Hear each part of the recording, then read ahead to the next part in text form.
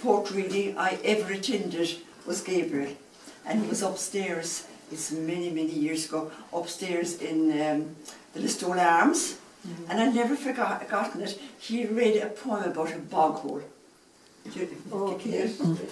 And I thought it was magical. And he converted me into a love of poetry readings. I'd never been at one before, and it was just lovely. So when I came in here and I saw Gabriel, I thought, oh my God, I went back in time. But I have great memories of coming at different times to Listowel Writers' Week. And I remember once coming, it was the first time I ever came, and I hadn't published anything, but I had a huge curiosity about writing. And I attended, I don't know why I signed up for a poetry workshop.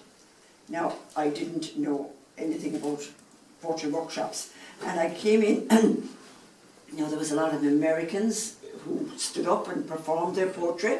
And I tell you, I was overawed, is another statement. And then there was a book launch that evening, and there was this big tall man standing beside me, and I didn't know him and he didn't know me. And he said, "Are you new here?" I said, "I am."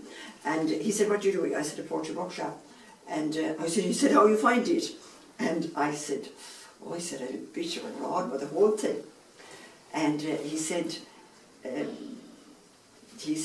listen to me now, he said, "Don't you be blinded by literary bullshit." Sean McCarthy. So I met Sean after it wasn't there. And then I remember going down into John B.'s and I was there, and I can't think of what his name was now, but he walked in and he knew John B. and John B. introduced me to him, and he was doing a programme on BBC Television, the North of Ireland, and he said, "I was just coming in here to ask John B. if you could direct me to me," and we all met in John B.'s.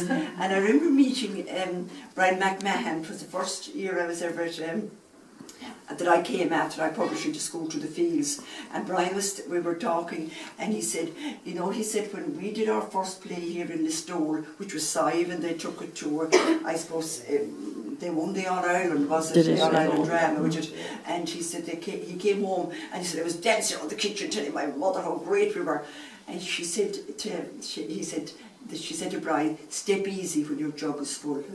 And I never forgotten that. Step easy when your jug is full. But I don't think they need that advice in Listowel, because I think Listowel always step easy because your jug is always full. So I'm just delighted, but I'm supposed to be glad half an hour ago, so